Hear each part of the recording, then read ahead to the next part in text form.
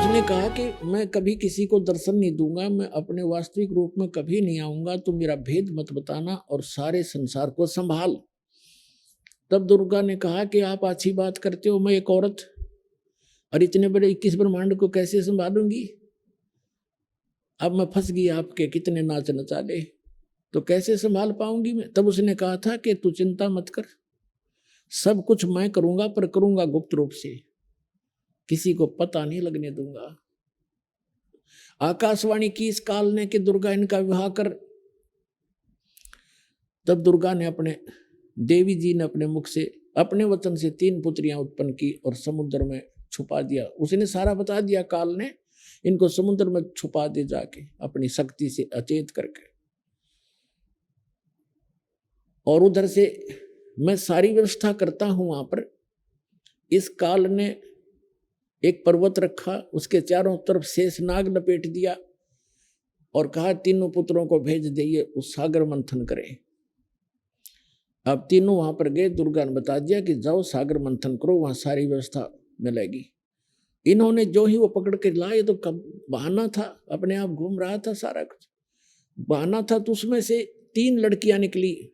दुर्गा ने कहा था कि जो भी वस्तु निकले उसकी पहचान रखना, अलग अलग लाना। जो प्रथम निकले, द्वितीय निकले, तृतीय निकले,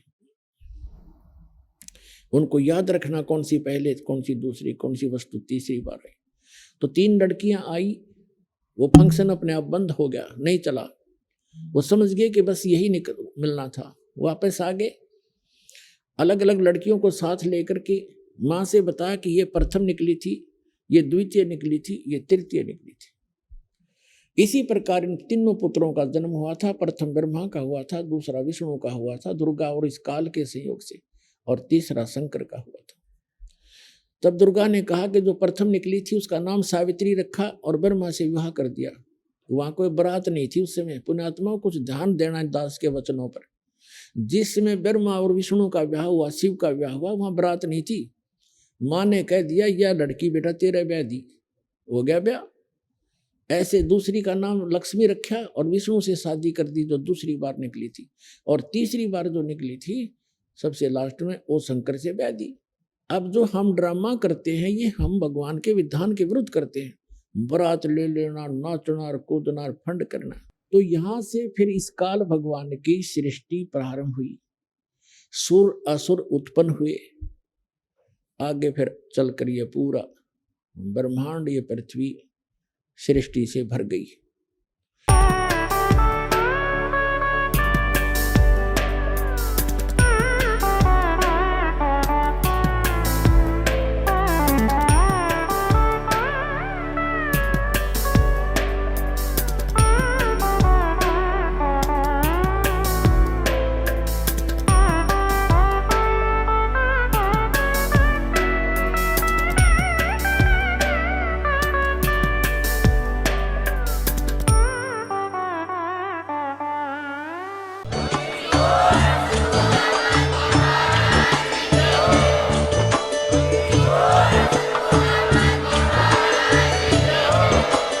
आप सुन रहे थे जगत गुरु तत्वदर्शी संत रामपाल जी महाराज जी के मंगल प्रवचन। अधिक जानकारी के लिए विजिट कीजिए हमारी वेबसाइट www.jagatgururampalji.org। संत रामपाल जी महाराज जी के शुभ आशीर्वाद से पूरे विश्व भर में 500 से भी ज्यादा नाम दीक्षा केंद्र हैं, जिन पर संत रामपाल जी महाराज जी द्वारा ऑनलाइन निशुल्क नाम दीक्षा दी जा रही है। अपने नजदीकी नाम दीक्षा केंद्र का पता करने के लिए संपर्क करें 8222880541।